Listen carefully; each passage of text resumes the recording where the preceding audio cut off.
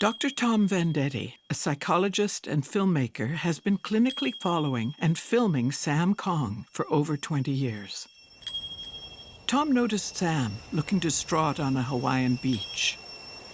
He asked how he was doing, and Sam replied, "I feel like killing myself every day." He went on to say that he needed to know if his family was still alive in Cambodia. Sam said that when he was a teenager, he was in the Cambodian Navy fighting the Viet Cong. The United States military recognized his talent and sent him to receive intensive military training in Texas, with the idea that he would return to Cambodia to fight. While in Texas, however, Cambodia fell to the Khmer Rouge, and he couldn't return home. He would have been killed. Over time, Sam suffered from extreme PTSD and eventually was diagnosed with a severe mental illness. Dr. Vendetti told Sam that he would arrange a meeting with his treatment team and set a goal for him to return to Cambodia.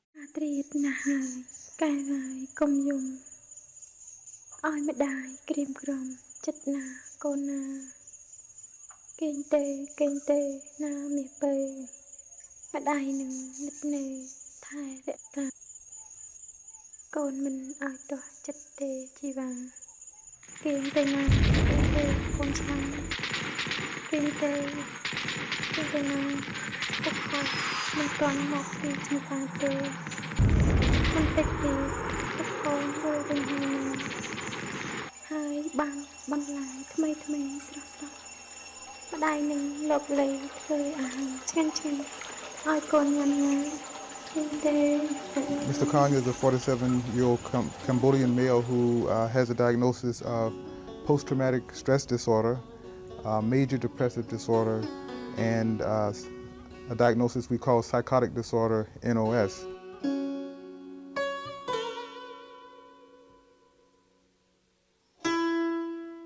Some of the things that were bothering Sam were he had a lot of nightmares, he had some physical problems, heart problems, fainting, but mainly the main thing that was bothering him was depression and the symptoms from what had happened to him during the war over there when he was a young man.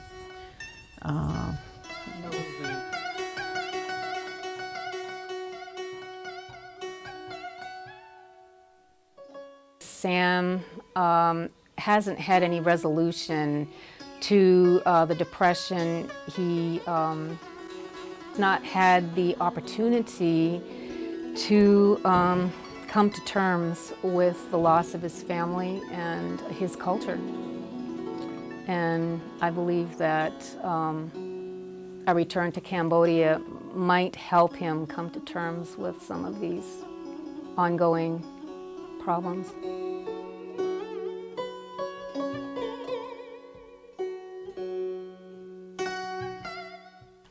With the family, Sam needs closure, whether it's to be reintroduced to his family and to have that group of people to care about and to care about him, or whether to know that he should grieve their loss because they're gone. But I think it's really important for him at this point to come to some determination on that. And again, the PTSD symptoms that have been plaguing him, I think that the best resolution to that will be to go back to Cambodia where those events occurred and to be able to work through them and to resolve them.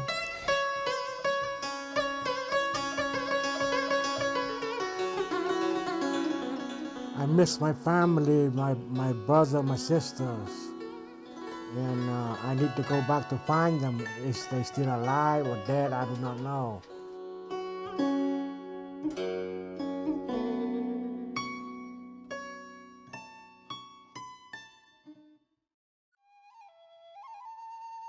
After months of preparation, Sam arrived in Cambodia on March 18, 2003.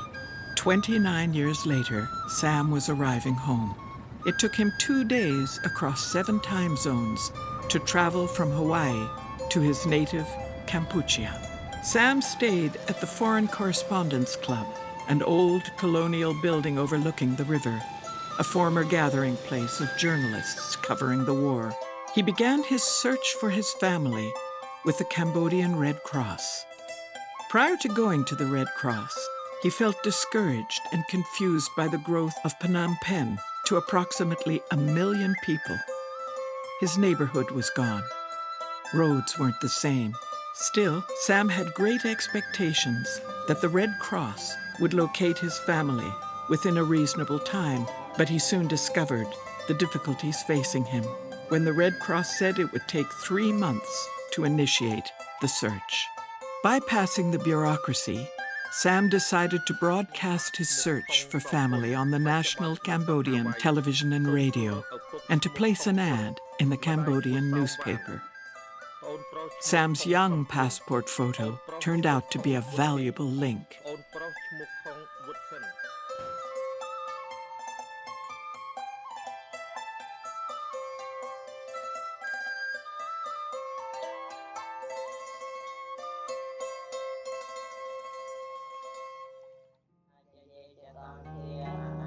Sam found the courage to visit the Museum of Genocidal Crime, housed in a former school that the Khmer Rouge turned into a prison of torture. 20,000 people died. Sam went to the museum to see if he could recognize any of his family in the macabre gallery of Khmer Rouge victims.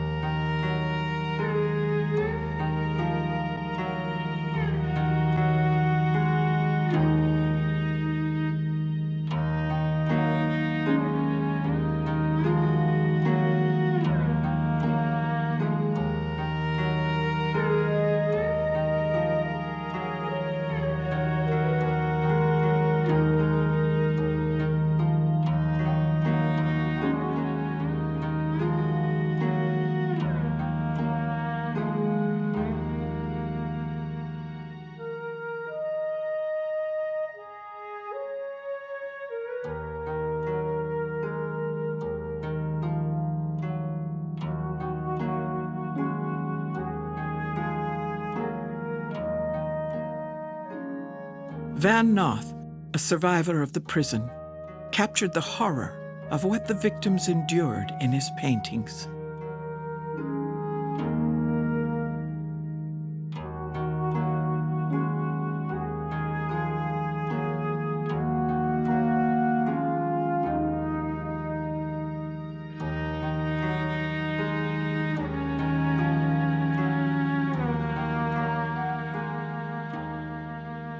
Sam followed his visit to the museum with a walk through the infamous killing fields of June 8, where over 17,000 people met their death.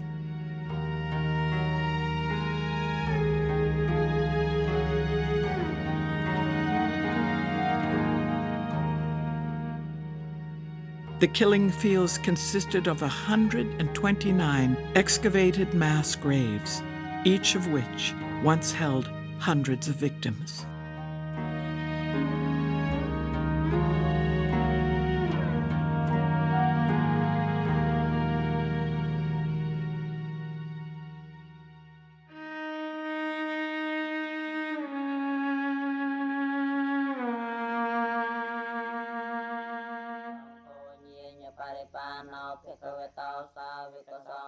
At the end of this day, with its sobering reminders of the ravages of war, Sam turned on the TV in his room and witnessed the beginning of a new war in Iraq. The next morning, the waiting game began. Sam took the opportunity to explore the city of his youth and get in touch with his culture again.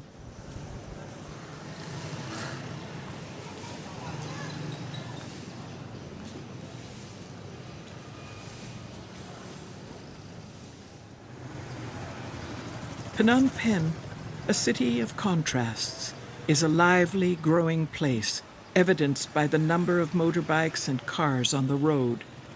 However, its charm lies in its colonial buildings, wide boulevards and riverside walks, where so much of a Cambodian daily life can be observed.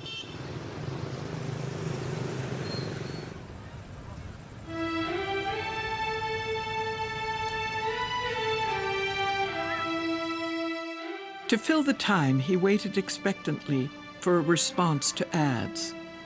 Sam took a boat ride on the Mekong River to his old naval base. It was a sticky March day as Sam and his fellow travelers floated along the Mekong River, watching the floating pan villages, shanty towns, and wooden houses perched on stilts along the shoreline.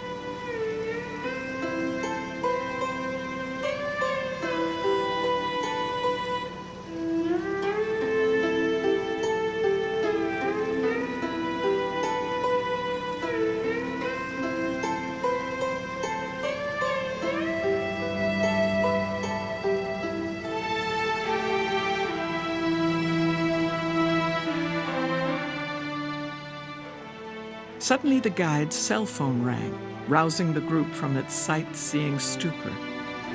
It was for Sam. There's a lady looking for him. Wow. A lady called Louis. Hey, drop the weight. Drop the weight. Back at the hotel, the group anxiously listened to hear who had called. Hey, your mother too? Wow! 5 minutes. Huh? 5 minutes? 5 minutes. Oh, that is wonderful. So Sam, who is it?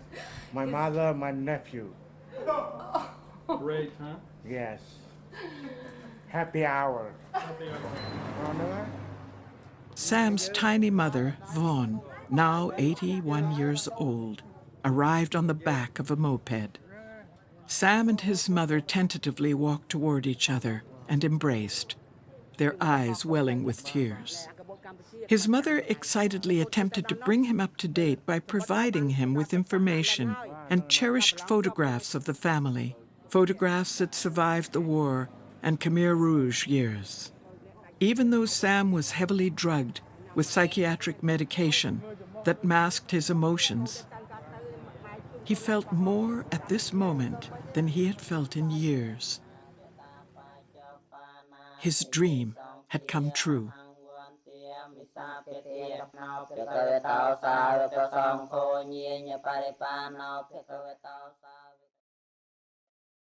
The 3-hour ride to his family village the next day was long, bumpy, and dusty.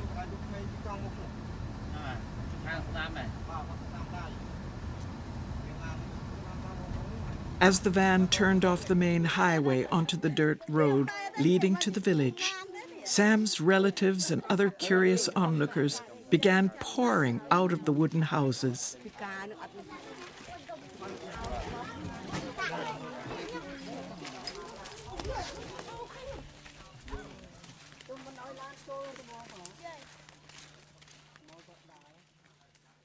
As he walked down the path, family members clung to him and cried.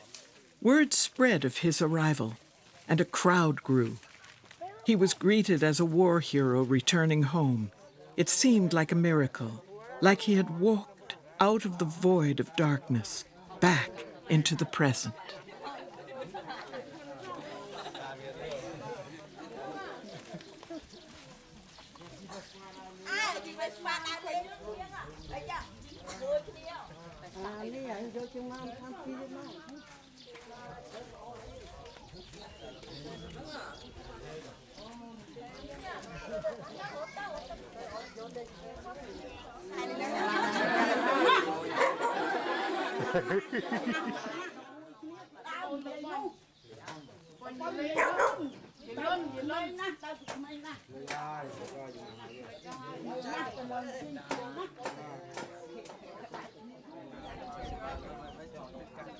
Sinun, his youngest sister, couldn't stop touching him as the group sat on the platform under one of the family homes, seeking shade from the hot Cambodian sun. Sam's pacemaker was a curiosity that marveled everyone.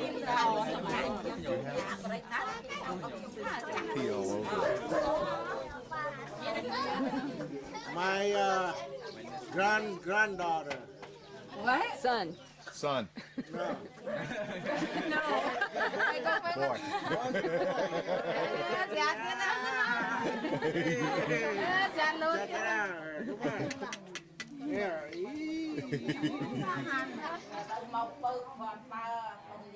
Sam and the Maui crew were invited to lunch in a cousin's home. Knowing that they were there in the house, the community filled the home, watching and socializing.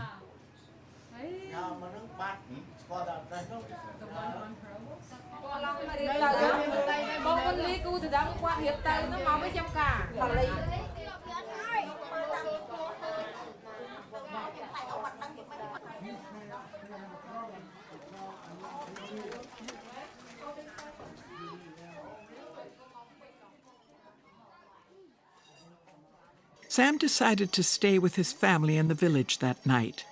During the evening, he discovered a snake on the mosquito net of his hammock. The family stir-fried the snake, calling it a blessing.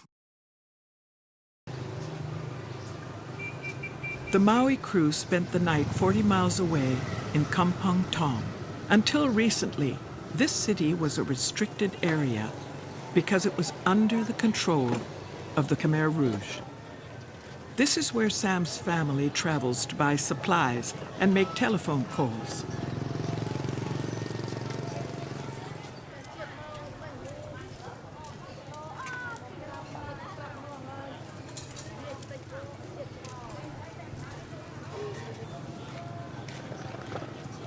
"70% of Cambodians engage in agriculture.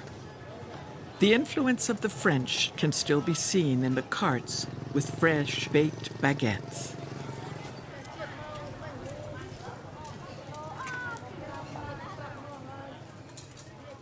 The smell of diesel fumes, not so fresh fish, and vegetation permeated the air.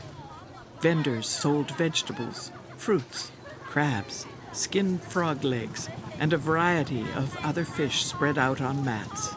The crew marveled at the resilience of the people. They'd survived the destruction of their economy, the genocide and torture of their families, living under a ruthless, cruel regime. They still must deal with vagaries of the current government and lack of infrastructure taken for granted by Western nations. Each day they deal with power outages and an unhygienic water supply and sewage system. There is still much to do to improve their health and living conditions. However, the problems of daily life have hardly become mere inconveniences to them. They have found a way to overcome the hardships of present life.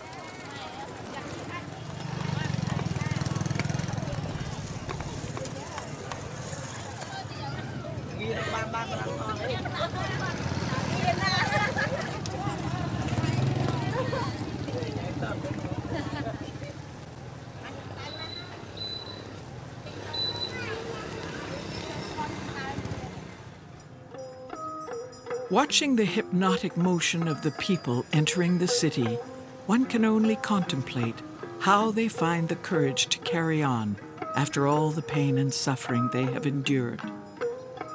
This ability to move on is reflected in a wonderful Zen story. Two monks were once traveling together down a muddy road. A heavy rain was falling.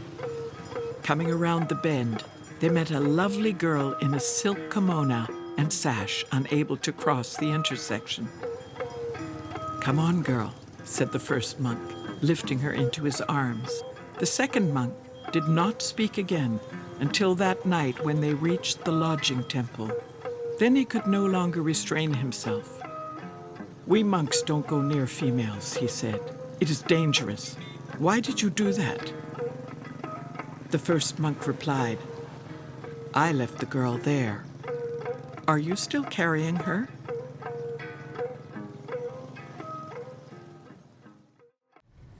Sam, his mother, brother, and nephew traveled to Angkor Wat so Sam could continue connecting with his family and culture.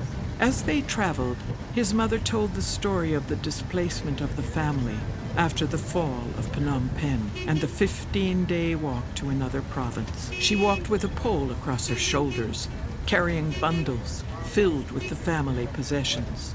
After arriving at the hotel, Sam's mother talked more about Sam and the war.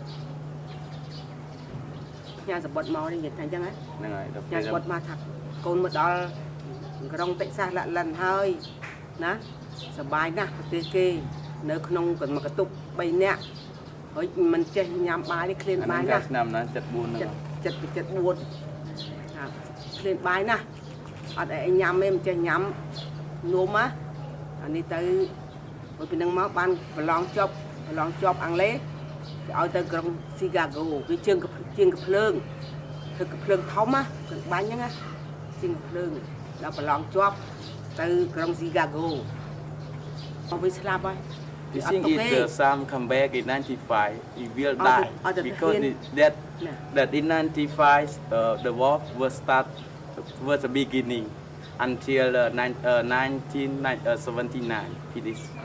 It's a compare that year will die.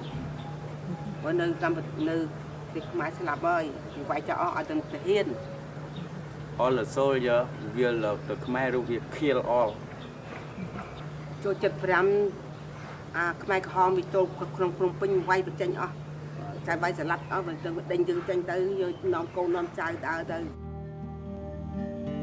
During the Vietnamese War, United States troops backed the government of Lon Nol, who allowed the U.S. to fight the Viet Cong inside Cambodia.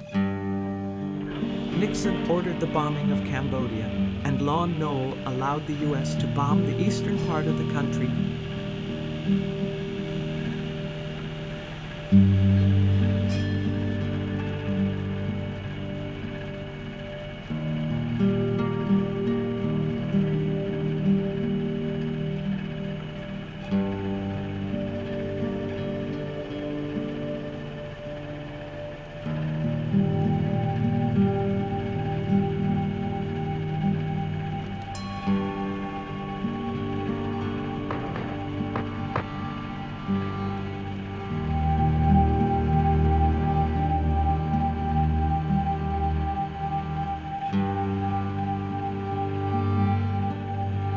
Nixon ordered the bombing of Cambodia, and Cambodia allowed the U.S. to bomb the eastern part of the country.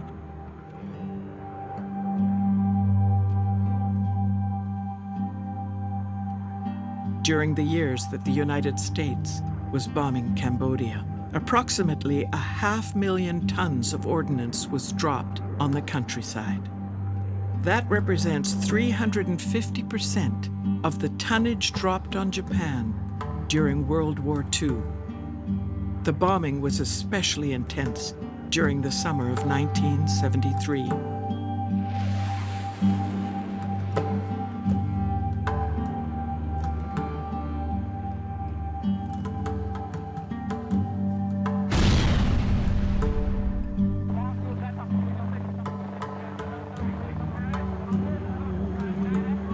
The bombing was indiscriminate. and many fell over densely populated portions of the country. Thousands of deaths occurred. The outraged survivors turned to the Khmer Rouge after the U.S. bombings and strengthened their movement.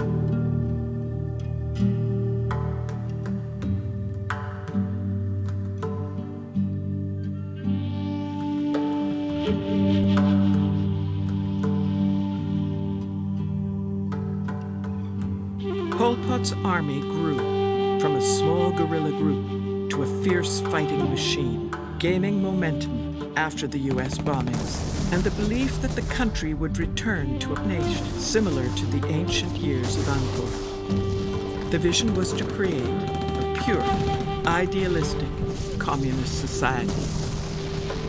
Little did they know what was in store for them.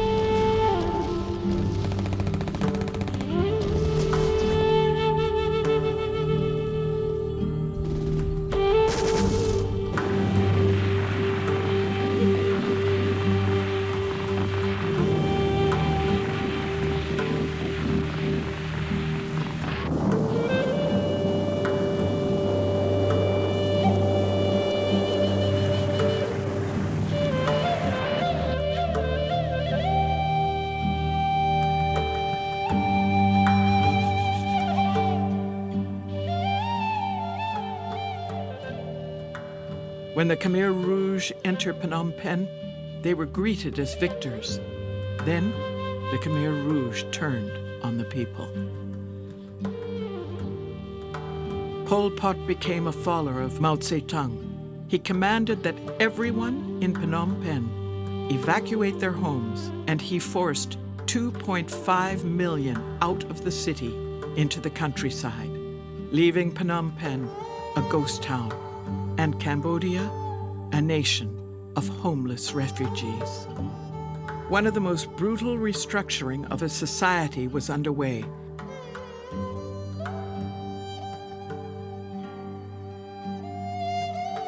Under the Khmer Rouge, indiscriminate terrors spread throughout the country as atrocities were committed. It's estimated that 1.5 to 2 million people perished under the Khmer Rouge. The death toll is only part of the nightmare.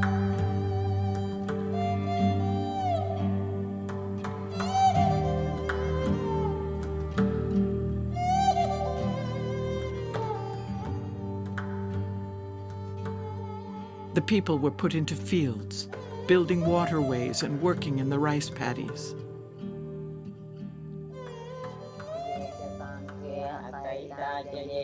The lucky ones survived the killing fields and torture centers. Oh,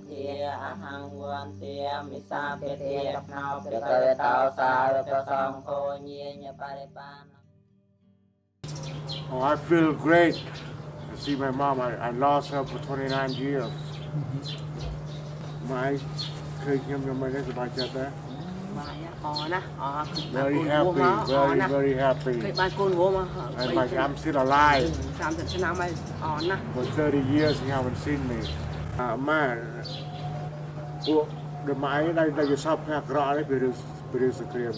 They stop doing the crowd, they stop the mine. Not much of dreams, she don't have my dream. She never dreamed of somebody hurt her or anything like that. Cambodia.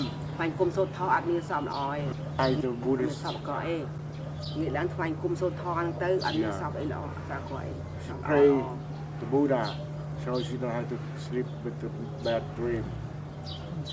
I feel very, very wonderful to see my family again, and thank to all of you to help me out. You are my guardian angels.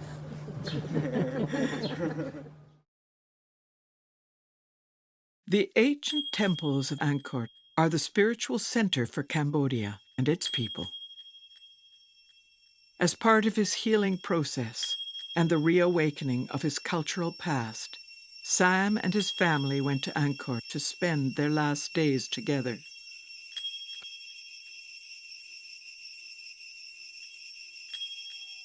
The temples are a dramatic example of the people's devotion to their faith. They were built between the 9th and 14th centuries at the apex of the Khmer civilization. The temples are all that remain of a once thriving and sacred governmental religious center. During the time of Angkor, the royal family practiced Hinduism. The temples are ringed in bas-relief, depicting Hindu epic events. Although the country is predominantly Buddhist now, Hinduism was practiced alongside Buddhism up to the 14th century.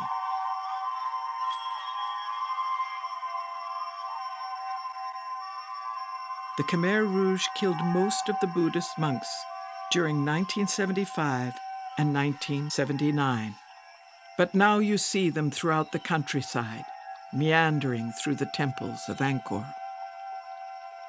Sam's mother is a devout Buddhist, and her religion eases the burdens of the terror and the hardships of life under the Khmer Rouge and Pol Pot. The goal of Buddhism is to reach a blessed state in which all suffering ends. This belief was a source of strength for Sam's mother.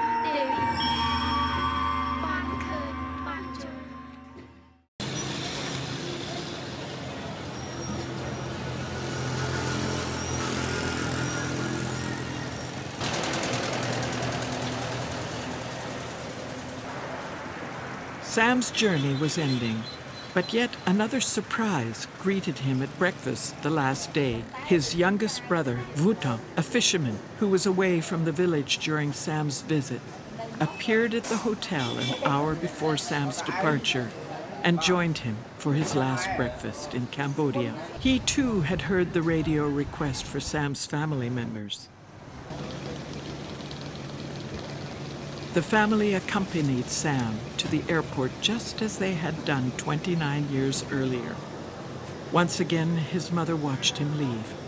This time, however, there was a sense of hope and a new beginning.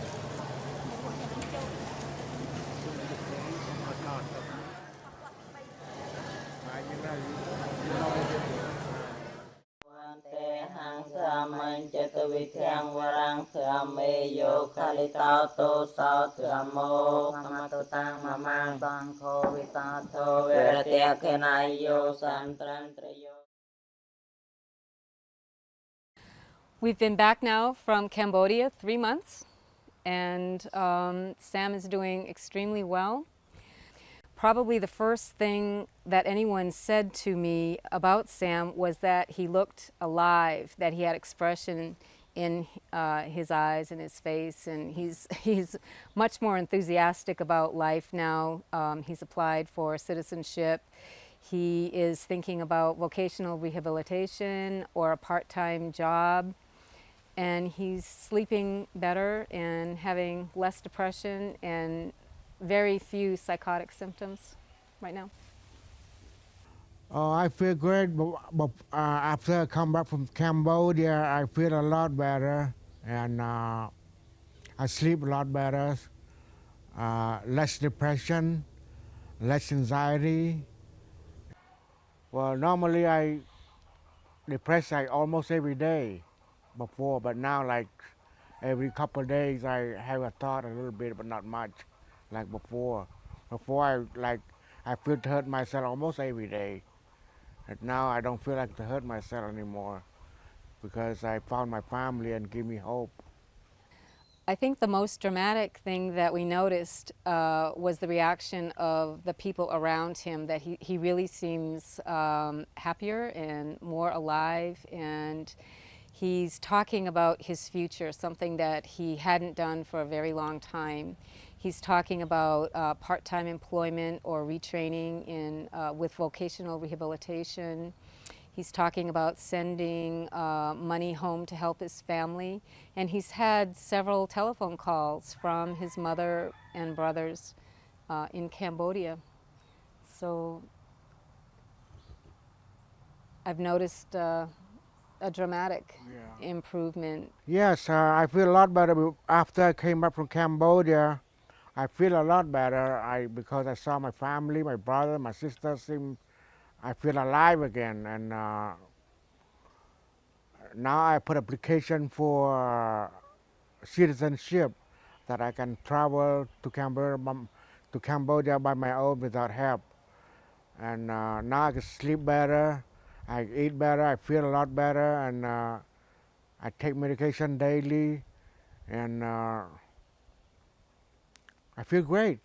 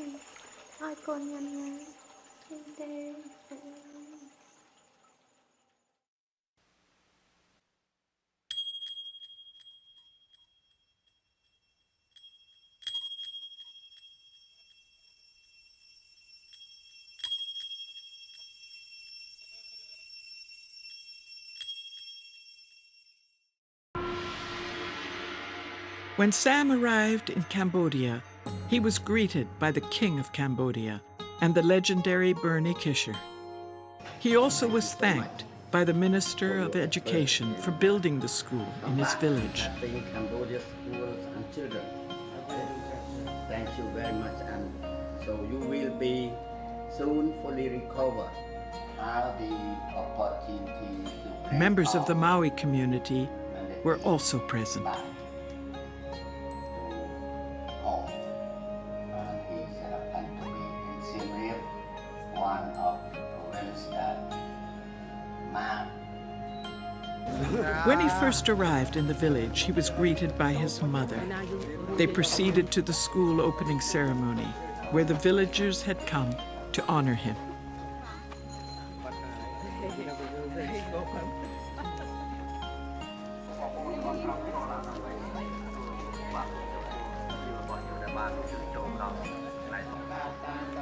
Buddhist monks located in the village performed the official blessing, blessing them for their school contribution. Bernie Krischer addressed the villagers with the opening comments. Bernie had helped build over 300 schools in Cambodia. He was also the leading force in building a hospital and orphanages in Cambodia. He is a living legend.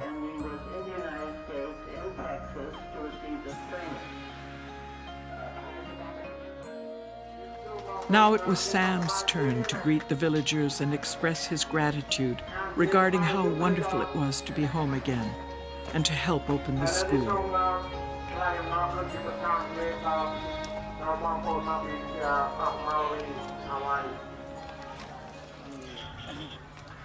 Welcome to Khmer Village. Everybody come from Hawaii. I take time as opportunity to grant my appreciation and many thanks to the community of Maui for their support and kindness and dedication to help bring out the dream my mother and mine to be real and true. I am so full of gratitude and joy, and also my heart and soul are overwhelmed. The villagers honored Sam with a medal, thanking him.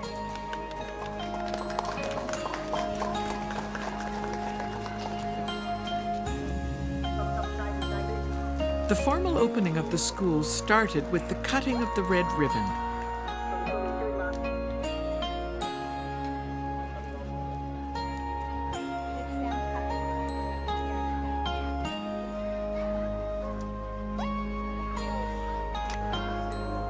Inside the school, Sam, Dr. Tom Vendetti, and other Maui community members signed the official documents opening the school.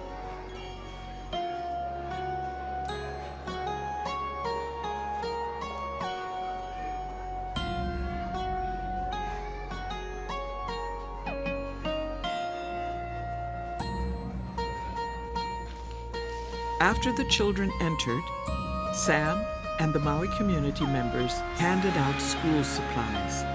The children were extremely excited to receive them.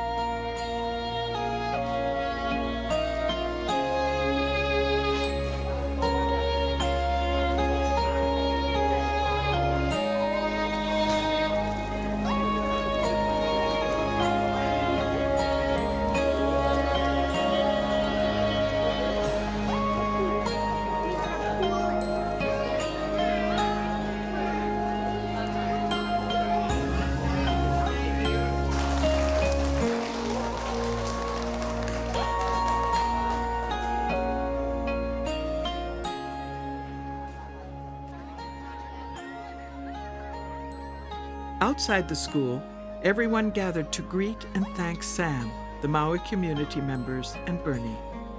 The Cambodia press was there, conducting interviews and documenting the opening. The villagers were thrilled to meet Bernie.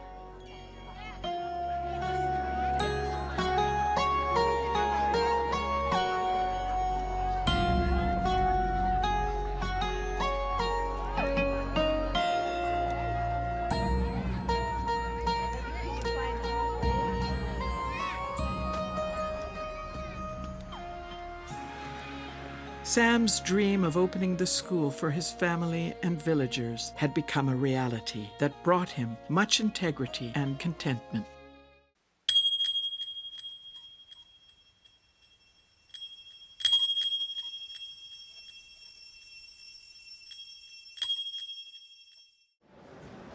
Sam traveled from Maui to Bangkok on February 2nd, 2025.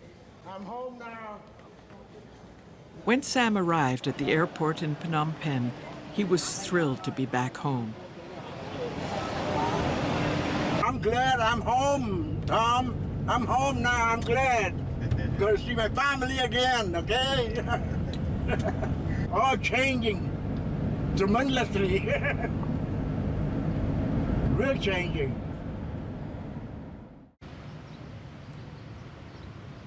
Sam decided to visit the site where he reunited with his mother in 2003.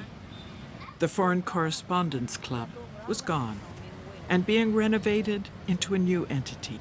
The old building now gone. That's where the spot I found my mom. Right here, right this spot. As he continued walking along the riverside walkway, he noticed that most of the vendors were gone that once filled the walkway. Many of them now were located on the side streets. However, as the late afternoon arrived and the city cooled, the walkway came alive. There were some vendors, as well as cultural and religious ceremonies taking place.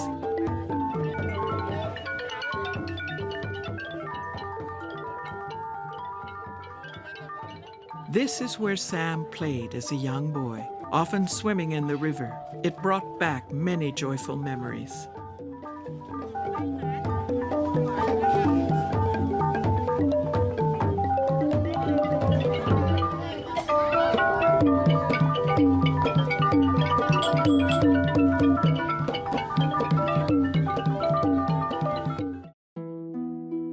As the sun was setting over the city, Sam was also settling down and processing his past. He was planning to visit the Tolslang prison the following morning to confront the horror of war and share his insight and feelings. He felt the need to continue stepping forward. The notion of moving forward is voiced in this writing. Step forward. Our attachment to our old story limits our freedom. We cling to the woes of the past to justify the present. We limit our potential by remaining devoted to our limiting beliefs. We repeat ourselves endlessly, never realizing that a new road lies ahead, waiting. Our creative spirit, our thoughts and feelings decide the pathway forward. Let go of the stepping stones of the past. Allow life to unfold as the adventure it is meant to be. The next morning, as Sam drove to the prison, he started reflecting upon the war and the past. It generated many painful images and feelings. This was the place where he visited in 2003 to see if there was evidence of his loved ones being alive or put to death.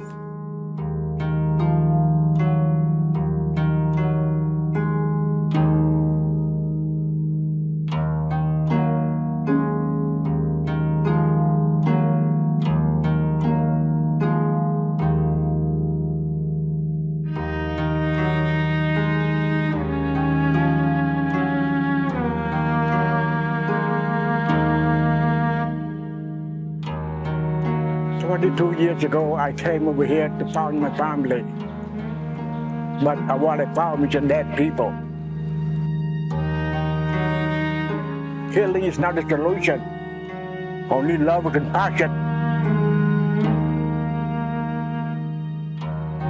When I walk around, I see people dead, I feel really sad. Broke my heart, you know. And killing is not the solution. So the love and passion that is a long way.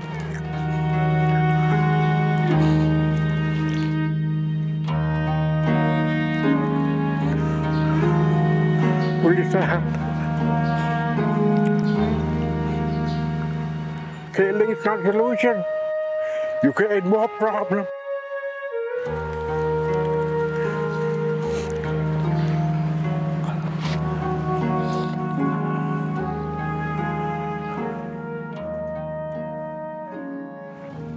As Sam left the Tolslang prison, it was evident of the emotional effects that war has on an individual.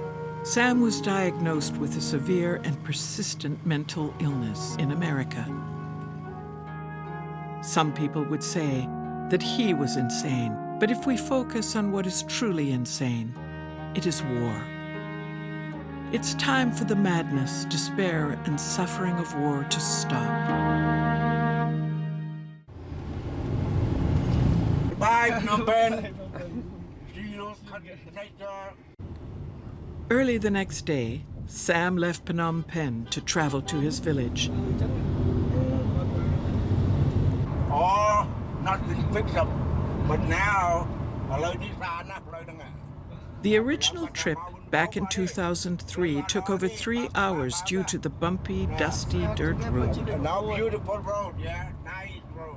It was also still dangerous to travel on the road due to the Khmer Rouge, but now the road was paved, safe. Sam was amazed with the wonderful condition of the road and the activity on the side road. Seeing the school children on the side of the road brought much joy to Sam.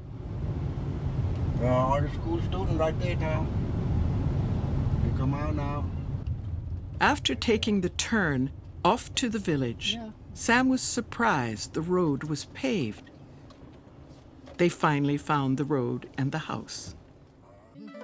The family was extremely excited to see him again.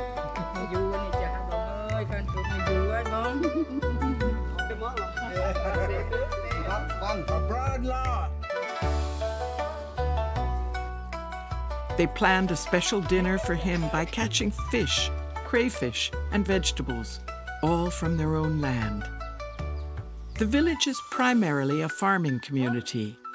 Sit back and enjoy its quiet and peaceful setting.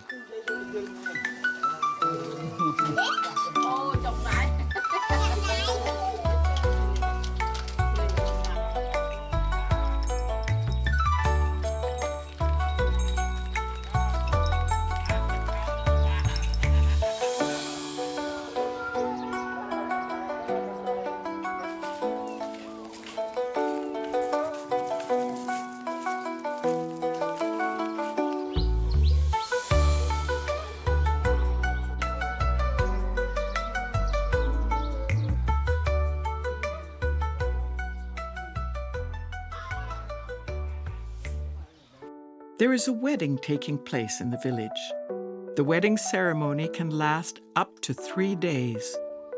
The evening ended with Sam visiting his mother's grave, praying with some of his family members.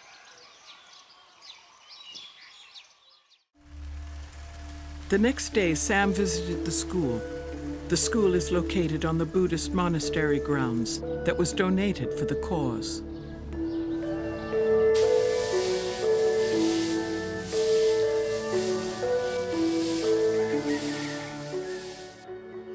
Sam was excited to see the school and how well it was being run. The principal started the day with the planned school lessons, with physical education being what came next.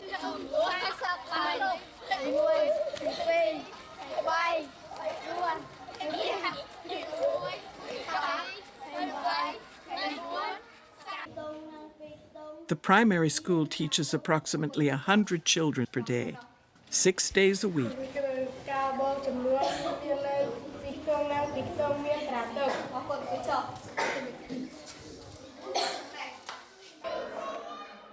There are 3 classrooms dividing the children up according to their age and their learning needs. Sam was extremely gratified to witness the school's success by watching the children's desire to learn and become educated.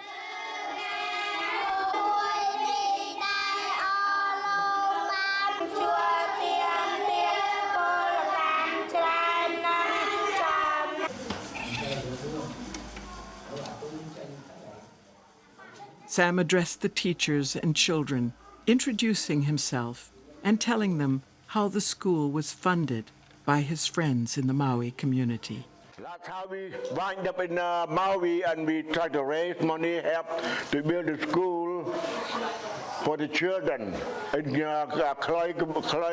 Khloe community. Sam is now considering spending his remaining years with his family and loving village.